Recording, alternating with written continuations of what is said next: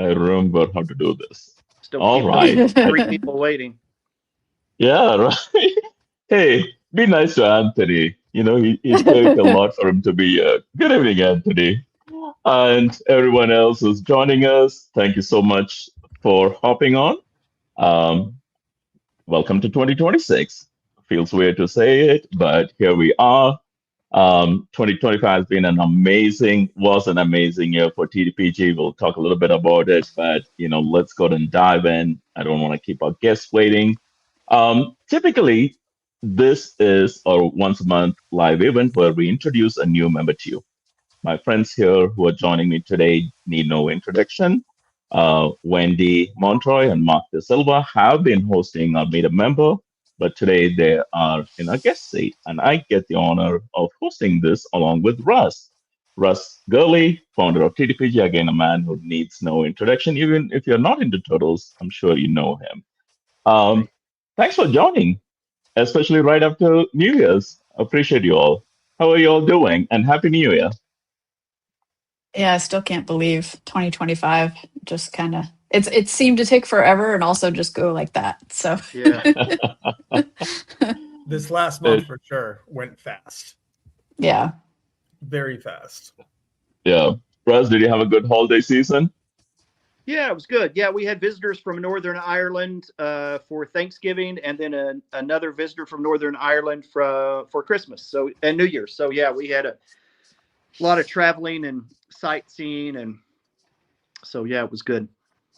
Nice. And friends who are tuning in, I hope you all had a wonderful holiday season. Thanks for being here. Let's dive in. Um, this is a special event and one I'm really excited about. I wanted to do, right after the conference was over, I reached out to Wendy and Mark and I said, we should do this. And the reason being, Wendy and Mark wrote an article for the Batagur, the Turtle and Tortoise Preservation Group's annual newsletter. And this is their first article for the magazine. So it's very special. And as someone who has been sitting and thinking about doing an article for the magazine since 2018, I was hoping that I can kind of pick their brain, learn some tricks, and bring myself to write this year. Hopefully, we'll see. So, Wendy, we'll start with you. How easy or challenging was it to bring yourself to say, I'm going to write for the Banneker? How did that go for you? Well, I mean, writing just in general has been it was like a childhood dream for me. I always thought I would write about elves and dragons, not about turtles, but um it just it's something that I enjoy, but I never really thought that I had the ability to do it. And I don't know what started. I may have just been talking to you and talking to Russ too. And you guys saying, "Oh, you should write an article." And I was like, "Oh, I can't do that." And I thought, "Well, why can't I?" And you pointed me to Anthony's writing workshop and I watched that. I took notes. I took his advice to go and read other articles online and kind of use that format. So once I did that, I started thinking, no, I really can do this. So it was more just kind Nice. of convincing myself that I could do it. Awesome. Now, just for the fun of it, when did you decide you're going to write, and how long did it take you to actually get moving? How, like, get past all the no's in your head? um, I honestly, I think it was right after the conference last year because you leave the conference like all jazzed up and like wanting to do stuff and having all of these ideas. And I think I reached out to you first, Michael, and were like, "What do you think about this?" And you were like, "Yeah, that's fantastic. You should do it." And I think I talked to Russ too. So that was really where it started. So I started kind of in December, January, trying to put ideas together. And that's a great point. I mean, right when it's like that rush right after the conference, I'm Yeah. glad you took advantage of that. And thank you for writing. Mark, same question for you. How easy or challenging was it to bring yourself to say, I'm going to do this? So I'm completely the opposite. I am not a writer. I'm just like You are saying, now. No, well, I wrote an article, so there you go. I'm dyslexic. I have lots of ideas in my head. I want to put them to paper. I want to put them out there, but it's very, very difficult for me to do it. But Anthony kept saying stuff like, we need to show that we're doing, we need to show that we're doing better. How do we do that? And he's like, put it in paper, write a paper, make an article, let people see it in print, that kind of thing. And I'm a big pusher for, hey, I think we can all do a little bit better than the way we were doing it, kind of thing. So, for me, it was just like, all right, I'll start writing stuff down. I started documenting things for myself. So I had all this information, but I had to try to get it all together. So luckily, Anthony's pretty close by, and my roommate is actually my ex-roommate who just bought a house and left me, and now I have to take care of my own animals. He is a writer. Like he did a lot of creative writing in college and stuff like that. So I had him to help me out, and I started writing small paragraphs. Like here's one paragraph, and then I went on to the next paragraph and that next paragraph. And for me, it took a long time. It wasn't, hey, I sat down in front of my computer and started typing things out. I dictated it to my phone. I then sent it to my email. I put that into a Word document. The Word document showed me everything that was spelled wrong. In my head, it was spelled right, even with the words I was using as auto text and stuff like that. I had ChatGPT clean it up. I asked them so all the words in my article are my words, but I asked them to, put the paragraph, the punctuation, the grammar and stuff like that. But, I'm talking turtles, like the words I'm using for turtles, ChatGPT thinks I'm using a weird word. My roommate's like, what does this mean? What do you mean? Hibernation, brumation. What do you mean these things? Like, he's like, these words don't make sense. I go, I promise you, they're real words. They're not, they may not look like real words, but they're real words. So for me, it was a complete opposite. Like, I have the ideas in my head. I know what I want to say, but articulating them and putting them on paper, completely different for me. So between Eric and Sean correcting my spelling and everything here, ChatGPT, and then Anthony finalizing my stuff, that's how I got to where I was. But the reason I wrote it was because, like Anthony says, and like I always say, and like us on this on Meet a Members, we need to do better. We need to show that we can do better. We need to show the community we're not just crazy turtle people that are hoarding animals. We're trying to do things right, and that's why I wrote the article. So that's how I got there. And thank you. I mean, so it's funny you mentioned the challenges you typically run into, because with our relationship and knowing what I know about you, I was reflecting on that earlier today, and I was telling myself that makes this even more special. The fact that you pushed yourself through the 101 reasons why not to get here. And like I mentioned earlier, I'm hoping I get inspired to do the same. Like I said, I've been sitting on an article idea since 2018, so we'll see. But that's incredible. And I mean, I'm thankful, to all the friends who helped you get there. Anthony, of course, and I have to quickly say thank you to him for hosting that workshop. I think that was 2 years ago. This year, we also had another first-time author. Gosh, what's his name? I'll get it. Damon was a first-time author. There was one yes. other guy was brand new too. And he was also one of the members who participated in that workshop. So again, Anthony, thank you so much. I told you back then that means a lot. I told you we should do it for a reason. Maybe we should have a follow-up. But for those who are listening in, if you'd love to watch Anthony's workshop on writing articles, please drop me a note. Yes, I will send you the link. We have it online. It's just behind. It's in Google Drive. I will be happy to share a link. Russ, real quick for you. What was your first reptile-related article? Oh my gosh. I figured it was really apt that I asked you. I don't think I've asked you before. No, so I wrote a few things in college, essays that were sort of wildlife and reptile related. But probably my first real articles were in the early days, probably the vivarium. and Reptiles magazine. I wrote probably 6 or 8 articles for Reptiles magazine in the early days. Yeah, when I first started TTPG was in about 95 or 96, and I did a little newsletter called the Batagur that I would take down to my local Staples or Office Depot and print it and staple it together and send a few out. So that would have been about 96. Vivarium was 86 through about 90. I was mainly doing artwork for him. I was just fresh out of art school, so I was doing a lot of illustrations, but I did a little bit of writing too. So Right. Now this came up during the conference, so for the benefit of friends who weren't there, why is our newsletter called the Batagur?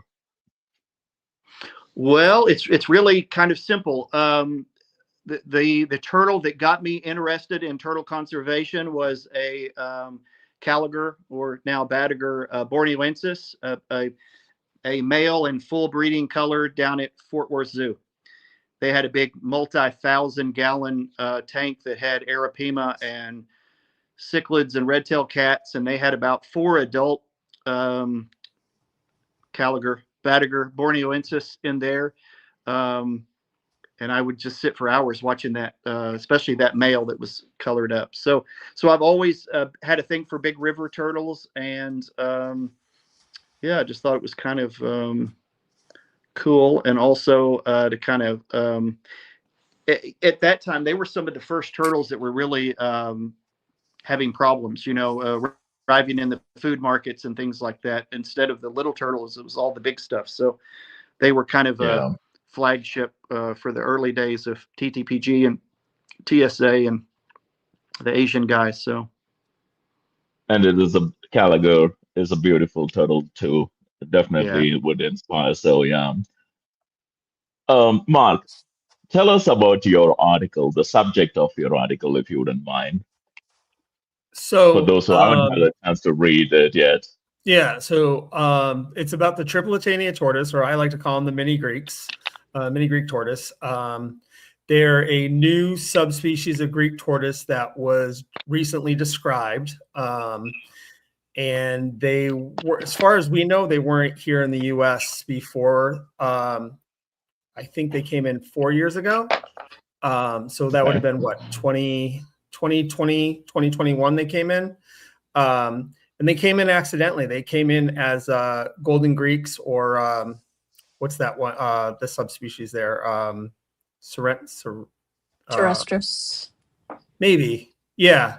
So they came in as as a living Greek tortoise, and when they showed up in the market, or the wholesalers, some of the guys that went to go pick out animals realized that these animals just didn't look right. They didn't look like the other tortoises. So they started pulling them aside, and a few animals went to certain breeders or certain people that to try to work with the species. And meanwhile, Aaron Johnson, Paul Raute, and I'm missing someone. There's one other guy. 3 guys got together and they started writing the article on the species to describe the species. And I just happened to get in before anyone knew what they were. Like, they were an undescribed species. And for me, I was just like, it's just going to come back and someone's going to tell me it's just one of the Greeks that's already here and whatever. But I was like, I took the responsibility to work with them. Myself and Anthony got a group together, and we had our challenges. So this article is about that species and the challenges of acclimating a freshly imported animal, a freshly wild caught animal that had all the challenges you could possibly believe. So they came in with microplasma. They had a failure to thrive. The males kept dying.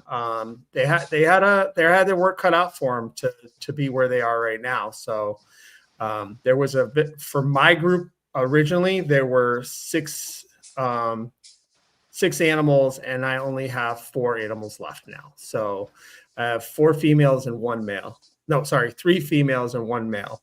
But Yeah, they did not do well when they first came in. And, it was also, for me, my partner did not want a hands-on approach. He wanted to leave them alone and not stress them out and let them adjust and do their thing.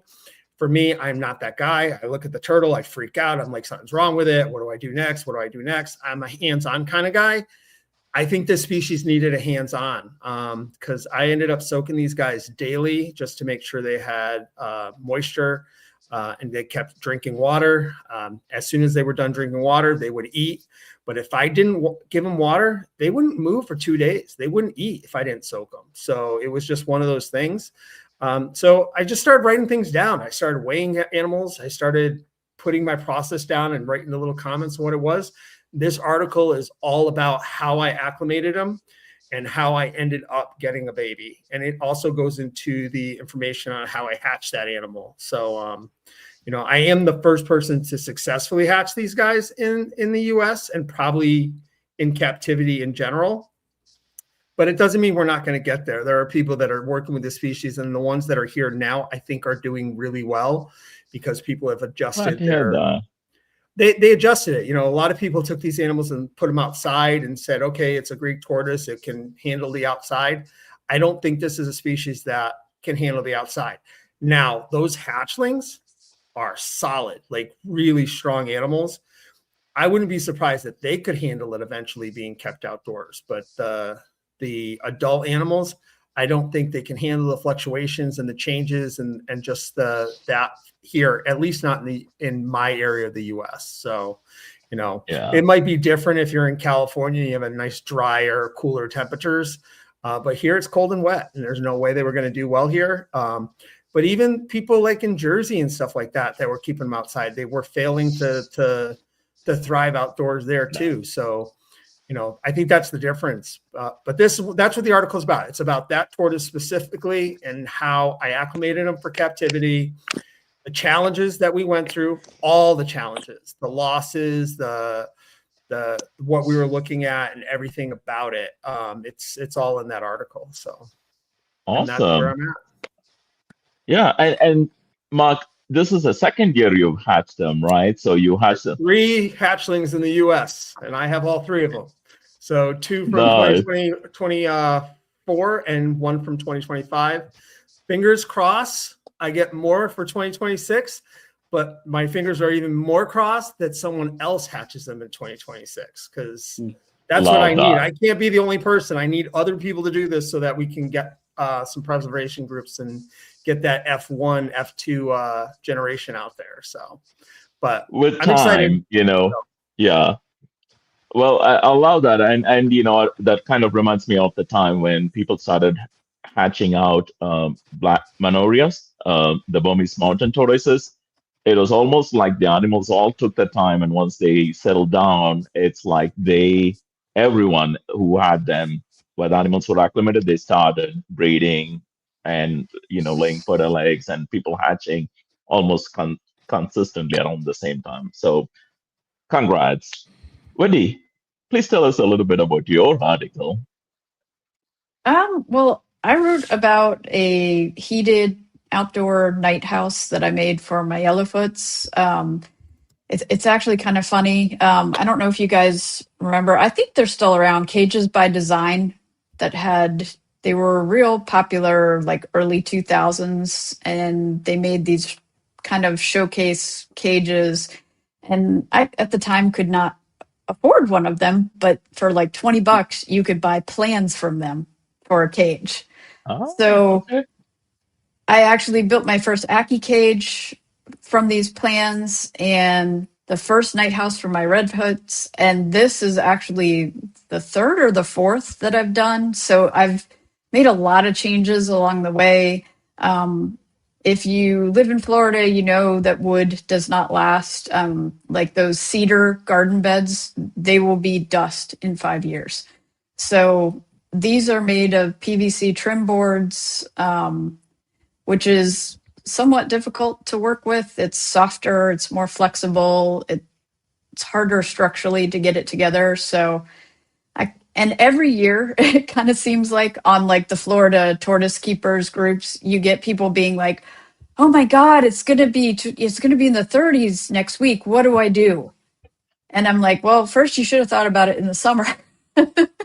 Second, like dog houses and heat pads without a lot of thought and making them for tortoises just aren't going to work. This has, you can see on the top, two radiant heat panels from ProHeat, larger and a smaller.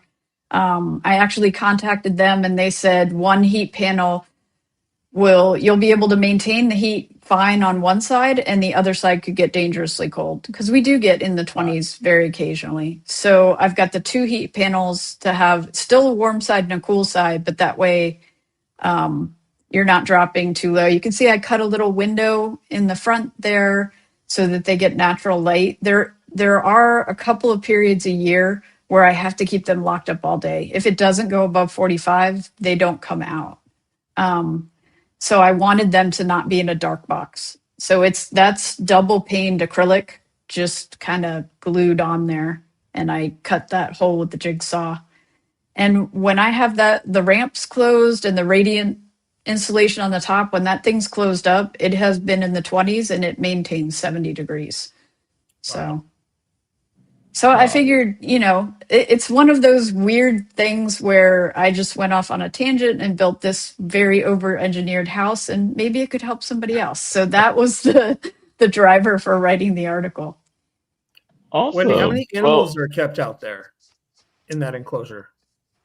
Or in that pen when you have to close it up, how many are in there? So right now it's 4, and the largest is 26 pounds. Wow. And they all go to the side with the bigger heat panel and just kind of pile up next to each other. And the second one is nice as an assurance, if for some reason one fails, which let's face it, they do. That's not when you go and order a second one to try to put it in. Right. Yeah. And at a minimum, have a second one on hand. But yeah, sorry, go on. I do have a Govee temperature sensor in there that it's one of those things I set up on my phone to break through sleep mode. So if it drops below a certain degree at night, it will alert me on my phone because I get paranoid about them when it's that cold outside. Yeah. That reminds me, I need to go and ask in the group people their backup or redundancy plans. I'm sure there are some of our friends who have that. I have in my winter house, I have a propane heater, but that can go out for a number of reasons. And so I have one of those old oil radiator heaters connected to a thermostat. So if it goes below a certain temp, that kicks in. So I would love to hear what others are doing. We're going off topic a bit, but that's the beauty of these conversations. So I will say, if you want advice about redundancies and setting stuff like that up, talk to Jason Troxel. Oh yeah, I was there. Yeah, he has got amazing setups with heat and then backup heat and then a backup for the backup plan. So, so Jason, I know you're here. You heard if you can shoot a small video for us, or talking about that would be awesome. Yeah, it's just that's a reality of living like where Russ lives, where I live, and I guess just about anywhere. All it takes is one driver, not even a drunk driver, going off the road, taking out your power pole, and you're sitting and waiting. So, yeah. Generators are important. Mark, yeah. One thing too. Sorry, real quickly. A nice thing about those suspended heat panels too is a lot of times, especially here now, if you have pig blankets or something on the ground, they'll attract fire ants. Fire ants in the winter. I could see that heat source on the ground and build giant, huge colonies in your enclosures. So I didn't even think about that, but I can totally see that happening. Yeah. Fire ants and carpenter ants. Yeah, I've seen it a few times where that heat will attract rodents or fire ants or other bad things.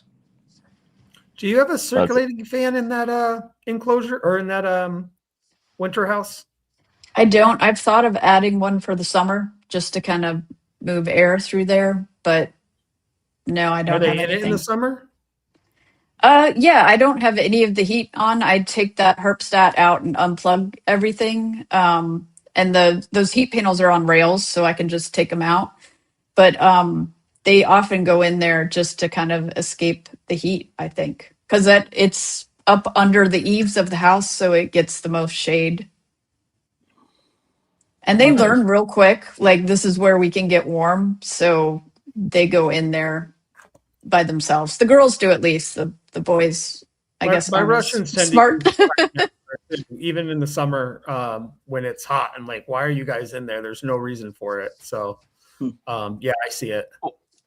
Well, that's a good point, Mark. So I don't know what, if it's an individually housed animal, but sometimes I was just having a conversation yesterday with somebody about multiple animals being housed. One can get pushed, it feels stressed or whatnot, and then it's trying to get away from the other animal, and it's putting itself in a place where you think it shouldn't be there. I don't know if you have that scenario going on there.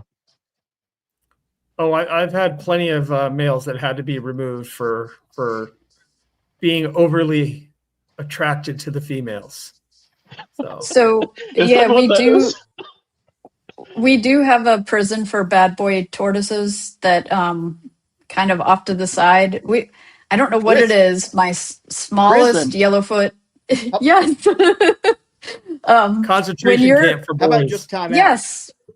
When you're ramming people and you're trying to flip a 26-pound female, you get to go into the prison for bad boy tortoises. And if he's 7 pounds and he's ramming a 16-pound male. But if he's being super rammy, and I've got a camera in the house so I can check and see if he's being a jerk. And if he is, then he comes in the house in a tote at night so that, they don't have to deal with him trying to flip them all the time. So, short man syndrome. Yeah, it must be. Russ, I'm going to take advantage of your presence here. Can you give us a glimpse into what it means to be the editor for the Batagur? Or any magazine for that matter, but Batagur especially. What does that look like? So really, it's actually I kind of like the situation because in the early days a company was gonna charge me about $3,000 to lay out one of my books, and at the time I was doing a little newsletter for a school in Microsoft Publisher. And kind of the next logical step was to learn Adobe, what was it back then, PageMaker. So I sort of just taught myself to lay out books. And then I started laying out books for Eco, which I still do. I'm laying out tonight for them. So I don't have to farm that out anymore, I guess is what I'm trying to say. So I can work on the Batagur. I actually set up the template for the 2026 Batagur this last week, and I can sort of slowly start laying things in. If we get new advertisers, I can kind of switch pages around. I don't have to create it and package it and send it to somebody and wait and hope that some random layout person who doesn't know turtles and doesn't know scientific names. It'd be very expensive to go back and forth with just a company that lays out books. So anyway, I think we're lucky in that I can sort of piece this thing together. And if I get some incredible original article, I can bump it towards the front, or I can do a tortoise, an aquatic turtle, and an enclosure design and a veterinary. I can kind of play with it right up until the time that I send it off for printing. So sorry, what was your question? So anyway, so to be the editor, again, I think just being in the hobby for so long, and I kind of am familiar with, it may not be a species that I've kept, but I can kind of, as I'm laying out the article, I read them as I kind of do the layout. And if something seems weird or is worded weird, then I'll get with the author. Sometimes, especially, I'd like to originally have all original articles in the Batagur, and it's very difficult to do because there are so few writers. So a lot of times I'll pull articles from Stefan or Ferry or Sebastian or Marcus, our friends in Europe. And if it's an article that hasn't appeared in English yet before, that's sort of okay now too. I kind of consider that an original article. So Stefan and I go back and forth. I talked to him yesterday, looking for articles for 2026. So sometimes when you run those through a translator, they get a little bit weird. One thing I did have in my notes tonight, really all turtle articles, all reptile herpetoculture articles are the same. You look back in the Vivarium from the 80s, Herp Nation, which was a really great magazine in the 90s and 2000s. All reptile breeding articles, herpetoculture articles, are sort of the same and always have been the same. And they're the same in any language. They have sort of this flow to them. Sometimes you get an odd one, that's real creative and unusual. But most of the time, people want sort of step by step. They want an introduction. They want your enclosure design. They want your temperatures and your what you're feeding and how you're incubating and how you're raising babies. It's very similar, and has been forever. So for the pitch I've taken articles that were literally scrawled on notebook paper. I can't tell you how many articles I've translated from Turtle Keeper to English, and then into the layout. That's another thing too. We only do one a year. Some of these guys are trying to do 4 issues a year or 6 issues a year. It's a lot. It's a lot in the reptile world, trying to get enough articles to put out 4 or 5 really quality magazines or journals a year. It's very difficult. So my eyesight is on September, October is when I have to send it off to the printer to make sure we've got it back for the conference in November. So that gives me lots of time to work with authors and kind of go back and forth and say, hey, what about this? Or give me your temperatures again, are these correct? And what did you do with the babies? And so it's fun. I really enjoy it. And, having Mark and Wendy and Anthony and, so many people that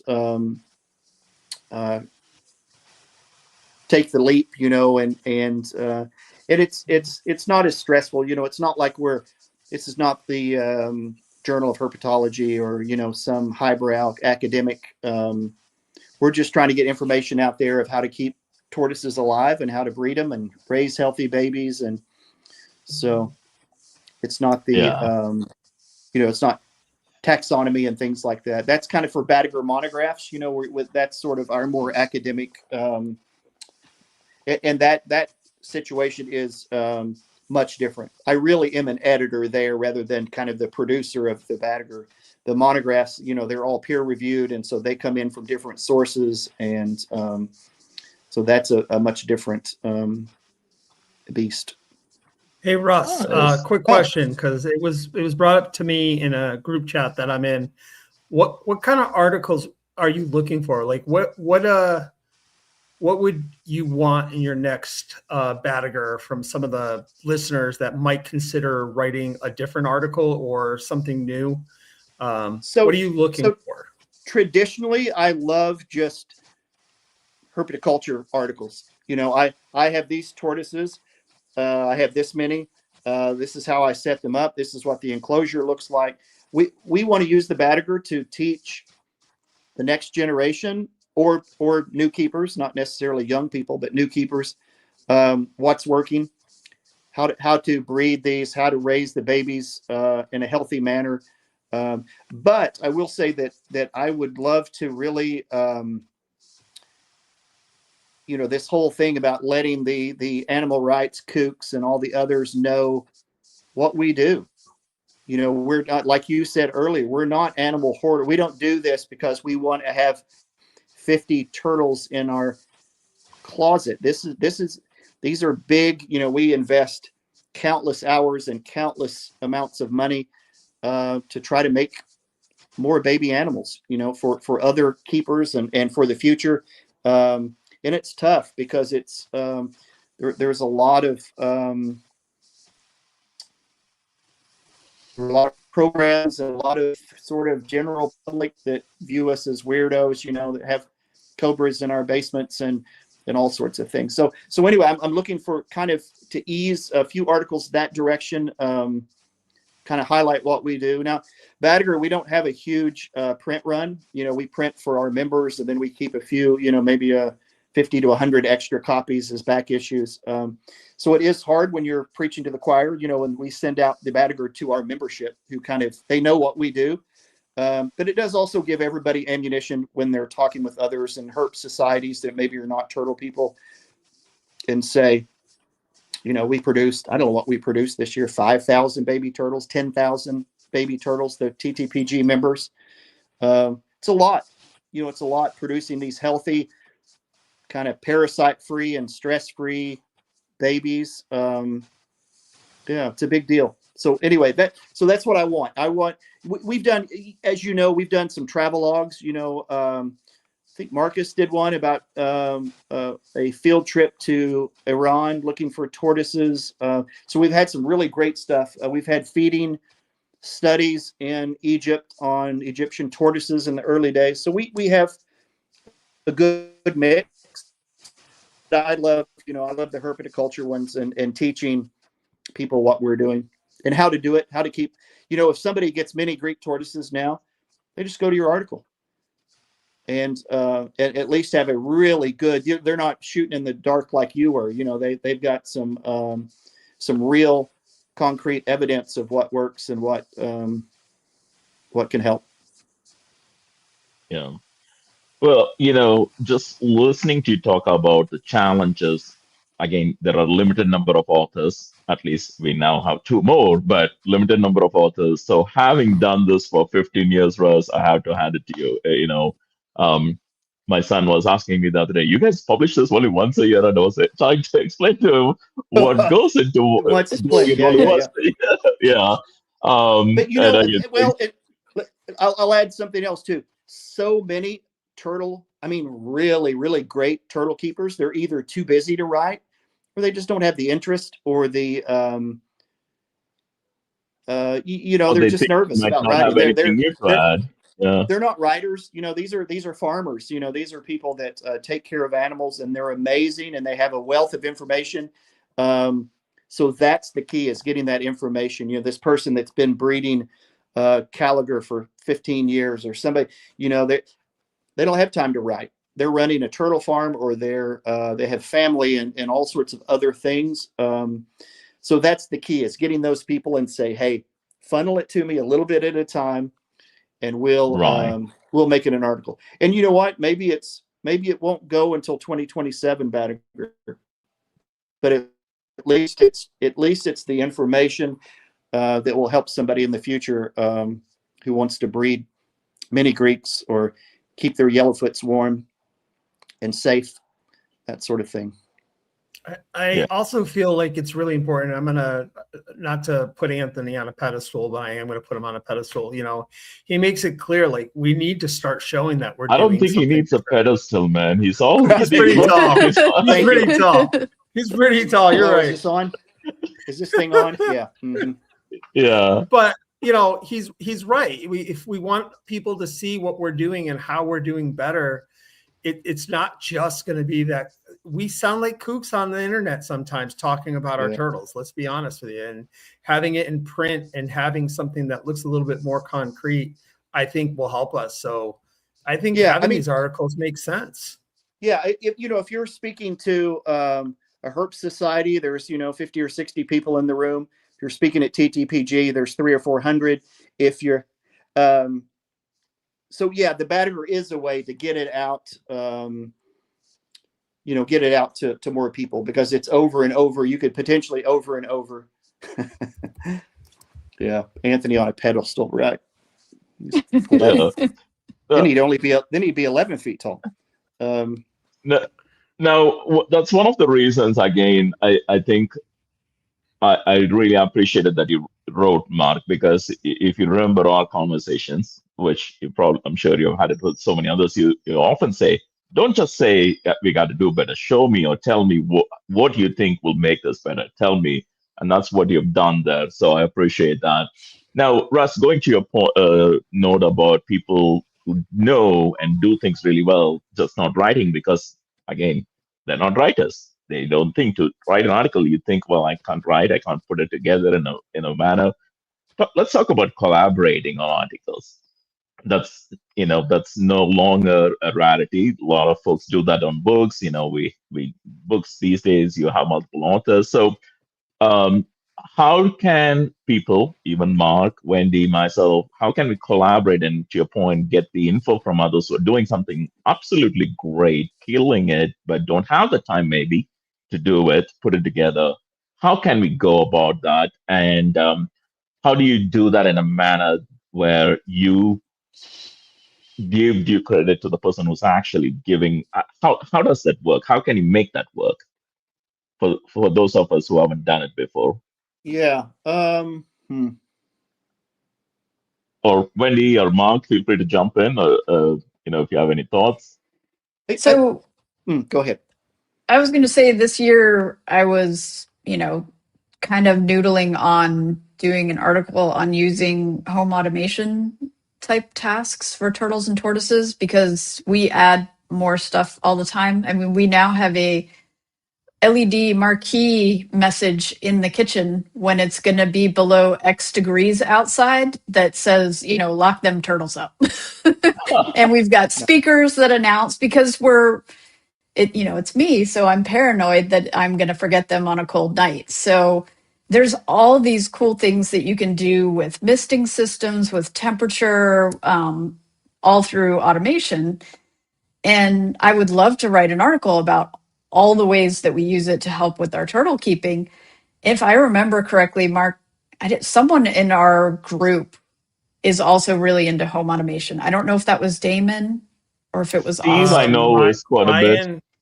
Ryan is big on home on that, and so is Steve Enders, I believe. Steve Enders is big. I think he takes it to the next lunatic level. Sorry, Steve. He's really in it. Yeah, really in it. Huh? Yeah, I would Dave love Drzeski too. Yeah. I would love to write something, but then not just be what I do, to talk to other people who are also doing it so that you get this kind of broad view of these are all the things that you can do. Because maybe someone has a lot more aquatics than I do, and there's things that I'm not even thinking about. Like we use it for our electric fence. Yeah.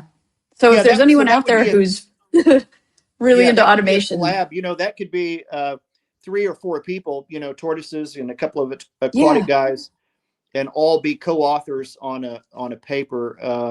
That would be interesting. But yeah, as far as what you were saying, Michael, it's like Mark said, it's really getting that data. If you really don't keep notes, then what you're putting out in an article may not be that helpful. You know what I mean? If you don't really know what your temperature range is, it's warm in there, and it's cold outside, and the eggs took a long time to hatch. Those things don't really help people. I would never probably publish that in the Batagur. So it has to be somebody that's a little bit more meticulous, and the eggs took 90 days at 84 degrees. The eggs were laid underground or laid on the surface. That's the purpose of these articles. Again, that somebody in 3 or 4 years, if they get many Greek tortoises, I'm going to go back to this article. And if I'm going to chase down this article and pay $12 for a back issue of Batagur or find it as a PDF, you want it to help you. You know what I mean? It's if somebody moves to Jacksonville and needs to keep their tortoises warm and you know what I mean? It has to be something useful. Yeah. Rather you want than data in there. Yeah. Generic. Yeah. There have been a lot of generic reptile articles. Sorry, I don't mean to say that. Yeah. Yeah. So Emily had a question. What do you all use for note-taking, pen and paper apps? I'll let you go, Russ, since you're talking. I'll let you start. Okay. So here are my notes for tonight. Here are my notes from last week. I have always been a legal pad and Sharpie guy. My first draft is always written, and it's probably my age because I used to work on a typewriter. So I always do that. then future drafts, after that, you kind of flesh it out. Like I said, all reptile articles sort of have this same sort of flow to them. Yeah, and then I'll set it aside and then do some more reading or whatever, research or interview, talk to people, and then flesh it out a little bit more. So, but I've got my daughters. They just if they're writing an article, they sit down at the laptop and just bang out an article. So I'm sure there's everything in between those two. Yeah. How about you, Wendy? What is your go-to when you were Mine writing is and now? Yeah. Mine is Google Docs. I will start a Google Doc because I can pull that up on my laptop, on my phone, my iPad, everywhere. Yeah. And I'll start with like an outline and then fill it in. I do have little scraps of paper everywhere too, that if something comes in that I'm like, oh, I've got to make sure that I cover this, then I'll have it on little scraps of paper. And like my plans for building stuff are just, my husband calls it a beautiful mind because they're just like all written and upside down. And he's like, that makes sense to you, but nobody else, right? I was gonna say, I think that's a compliment. I think. Yeah. How about you, Mark? I do a lot of my stuff while I'm driving because I'm lost in my own head. So I do a lot of too. Yeah. I'll auto text a message and send it as an email. So that's where I do a lot of my note taking and stuff like that. But as far as pieces of paper and notes, like I'm crazy. I weigh my animals so often. I literally have blue tape with the dates and weights as they go on so I can look. I don't have to go back at a sheet of paper to find what I wrote a week ago or a month ago. It's all right there for like 4 months. So I have a lot of things written everywhere. And I think if someone came in and be like, what is all this hieroglyphics on all your cages? But they make sense to me. So I have a lot of notes in places. But for the most part, it's auto text to myself, like literally in the car, start a conversation with myself. And, and that's the other thing why I wrote this article is like, what needs to be in it that I would want to read? I don't want just all the scientific names and what somebody else said and this person said this about it. I wanted to like my hard facts, what's working for me. So like the next guy can come in and just play like, oh, this reads okay. I can understand it. And if I could write it where I can understand it, and you guys have all had text messages from me, how I write. Like there are literally 2 words missing in the same sentence. And I'm like, it makes perfect sense that they don't understand what I'm writing, but somehow you guys understand me now. So I speak Mark pretty fluently. Yeah, hopping on calls is with how you. my friends call it. So yeah, I get it. Hopping on calls with you is one of my favorite things. I just wish you would also hop on the call. That it's just not me sitting and talking. But I love you, bud. Yeah, no, I do tend to call people not being in the. I do pocket dial a lot, don't I? Sorry, guys. Yeah. But yeah, I definitely send myself a lot of notes. I just think it's easier for me. The way my mind works, that's the way I have to do it. Russ is a paper guy and he's got all these notes probably in an order and the way he's going to make sense out of it. I get it. No order. It just comes together for him. Yeah. But I mean, when I was writing my article, like I thought I had everything done, and Russ sends me back a message. He's like, hey, I need this in centimeters, not just inches for the Europeans and stuff like that. I'm like, oh, that makes sense. I wasn't concerned about them, but I can get that. So, and that was, I had a lot of things in there. I had Fahrenheit and how to change to Celsius, and I had this dimension and that dimension. And so there was a lot like going back and like, all right, now I got to add more and more and more. So I think he just did that to make my article longer, to be honest with you. I don't think it was long enough. I had 1 more page to fill. Yeah. I'm like, I have lots of pictures, but he wanted more information. Yeah. Now, of course, we have the beautiful turtle tea effort, thanks to Wendy. Now the future, looking into the future, there are some people who like reading. there are some like, nope, I need to listen while I'm doing other things. I cannot just sit and read. So at TDPG, we're covering, all those different mediums so that people can find the info. Um, Real quick go on. before I forget it, Michael. Yeah, one thing that Mark sort of jogged my memory. So you go online, and there's obviously countless care sheets all over. And our theory with Batagur has always been, and with my books too, is the reason we do print is because you can kind of say anything you want online. You can, I could create a giant care sheet and post it, and it could be really wrong. Not that people have done that for mean reasons or counterproductive reasons. But if you're going to spend, $15,000 printing the Batagur, you're going to spend $20,000 or $30,000 printing a run of books. You're going to make sure it's really good stuff. You know what I mean? That's always been our theory. If people ask all the time, why do you still print a magazine? We could do digital copies, and just send them out to everybody. And but anyway, I think print is important. Again, it may be a boomerism, but I just think it makes it more important and more.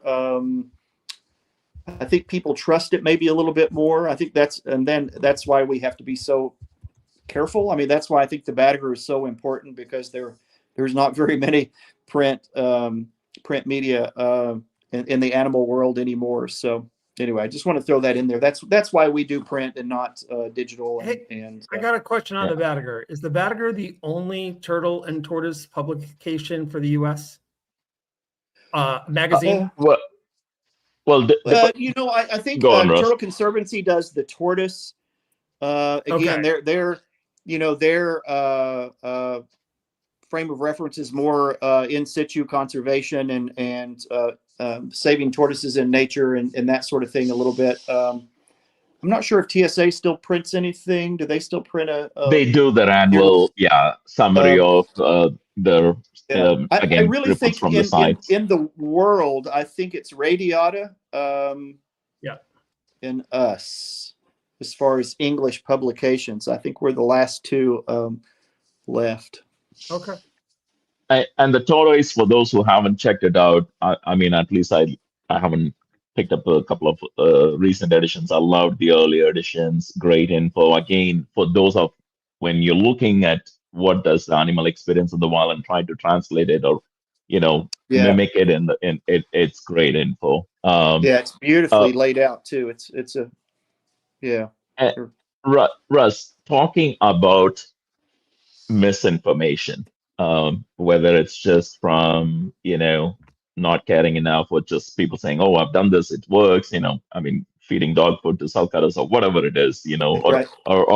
or hibernating sulcatas, brumating sulcatas. Oh, I've done it for 11 years, right? So as an editor, as somebody who publishes books, articles, do you have any thoughts on how caring keepers at TDPG, authors, and others can help combat misinformation? What's the best thing we can do?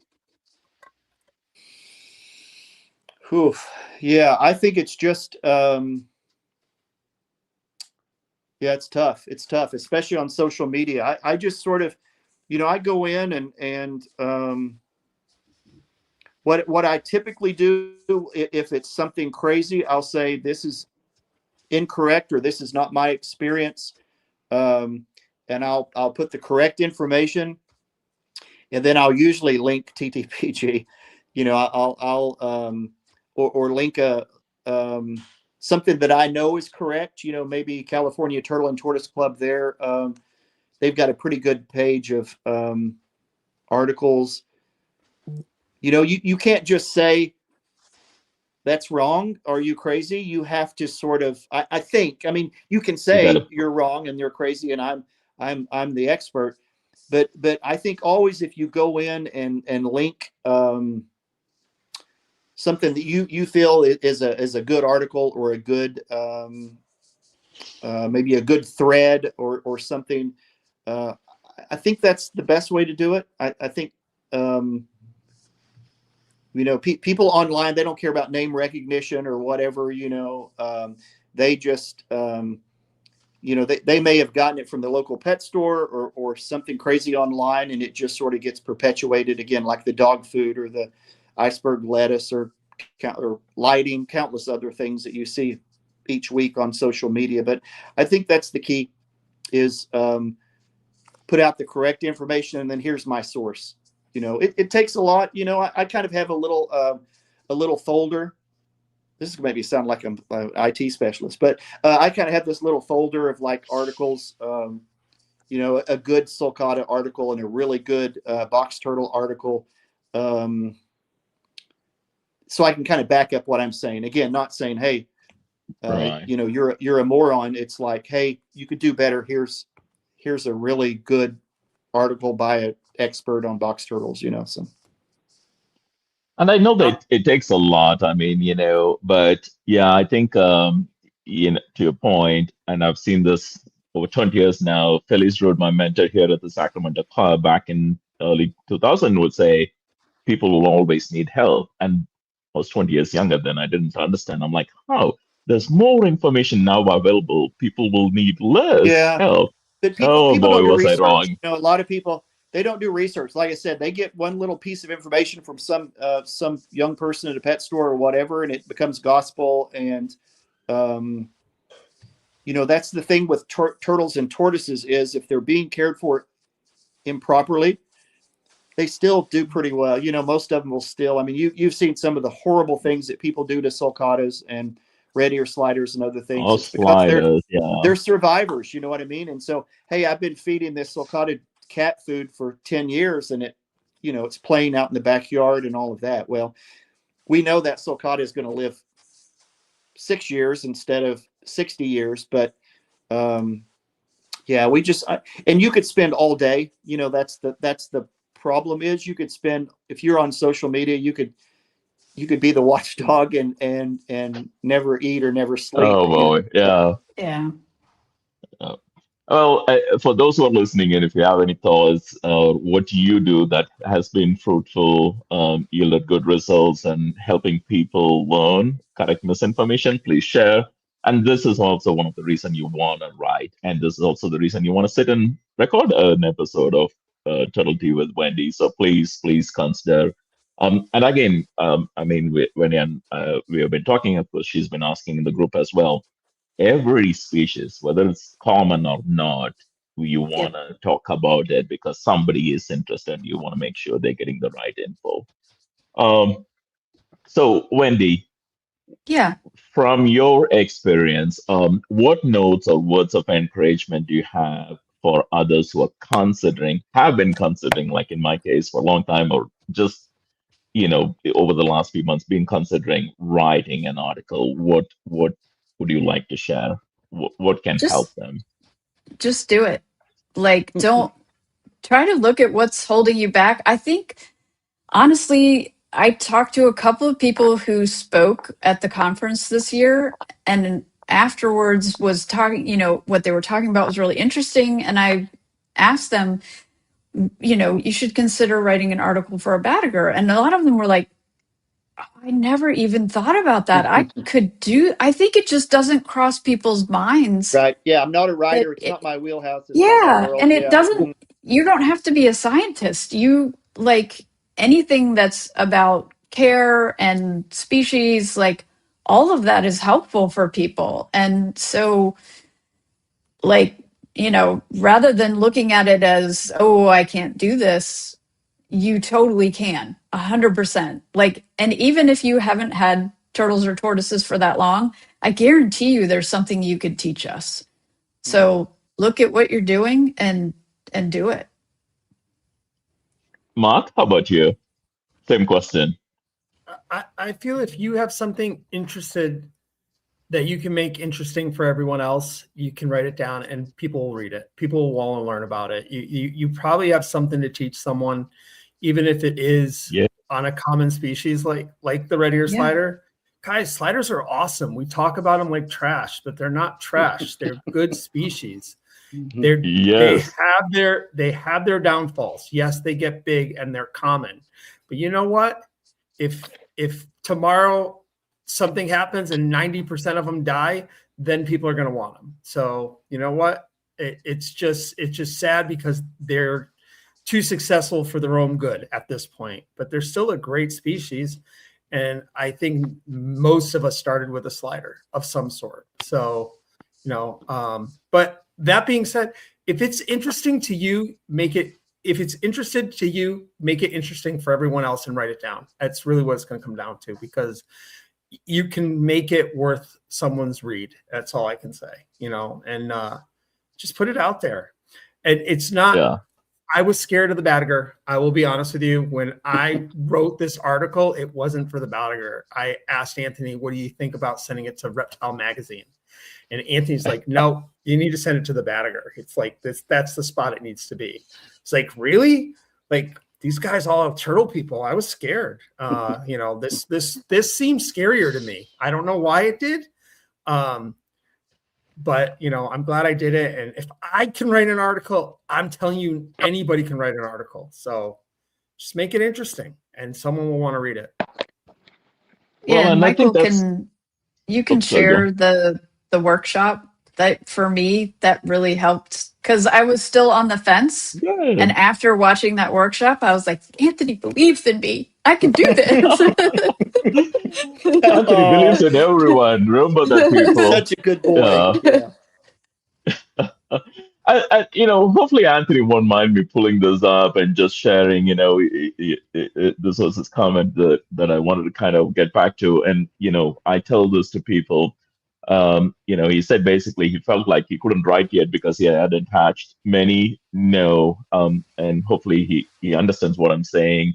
You don't have to hatch 100. Even the mini Greeks, for example, Mark has hatched only 3, but it's important to share how we got there.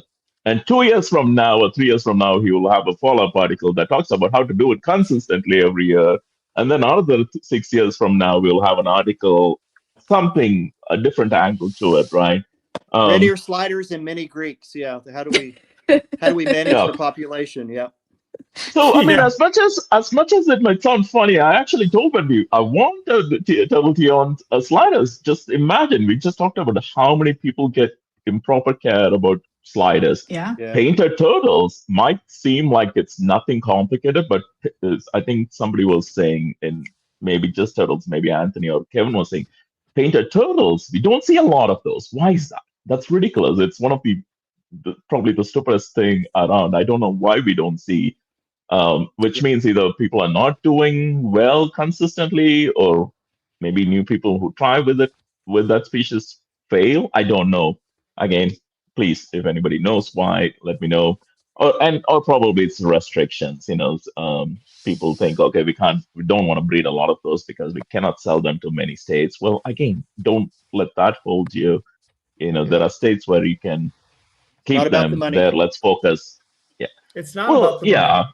Not about the money. Well, part of it is giving animals even free becomes a challenge because some people don't want it. Like Reese, for example, gosh, I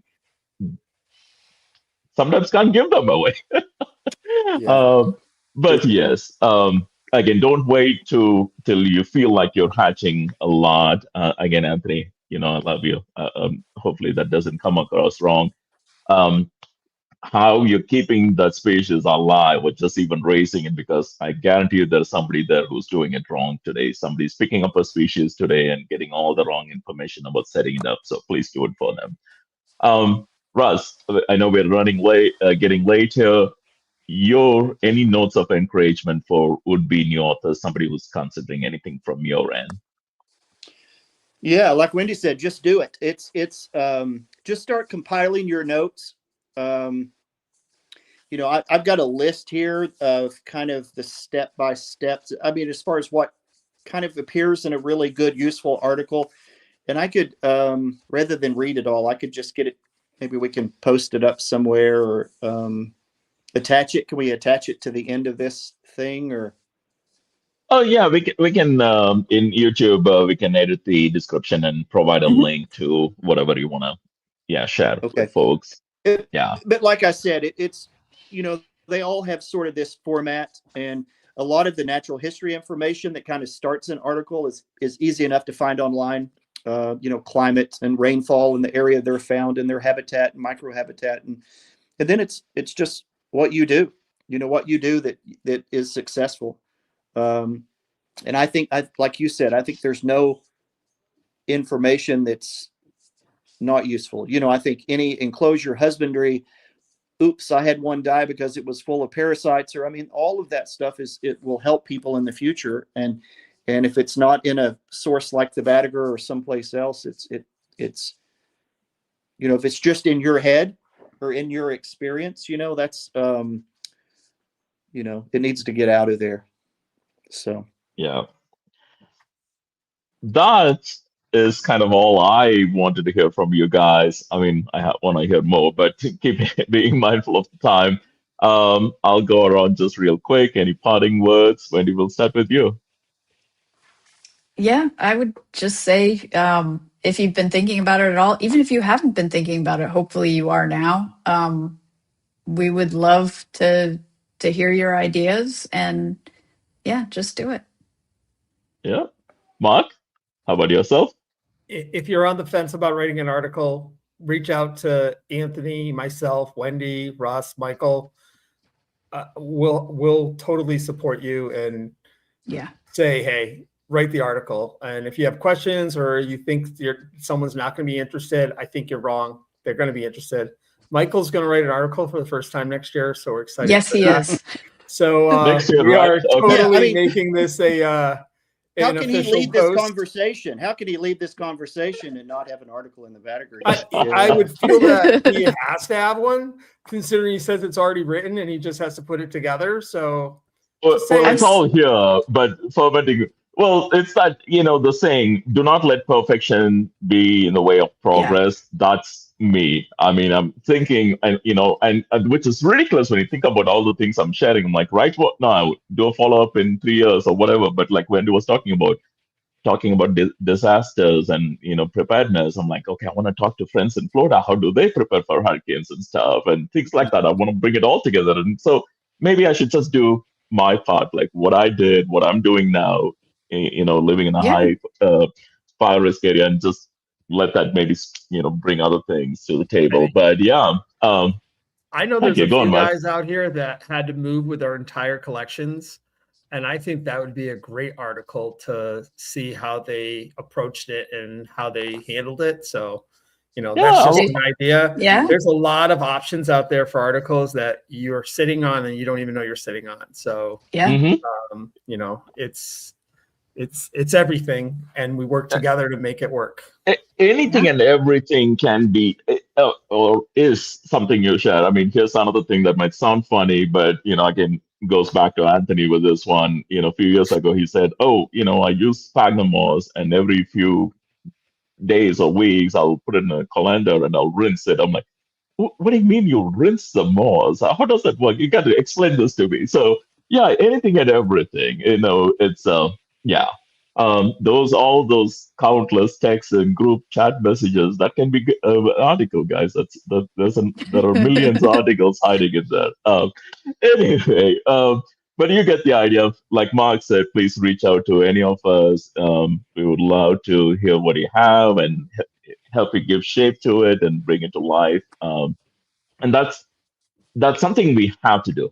Again, like we said, out there today, there's some bunch of people doing things wrong for a radius slider, for a painted turtle.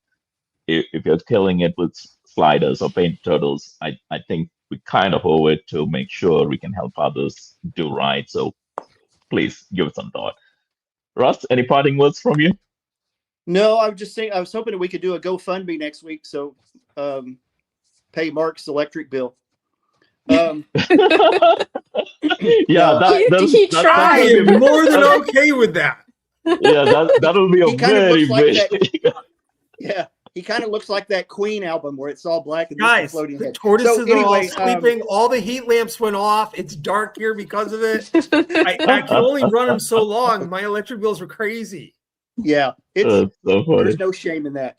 No, anyway, just what everybody else said. If you've got the inclination to do an article, just reach out to any of us, and we'll help you piece it together. And it's important to share the information with everybody. It is.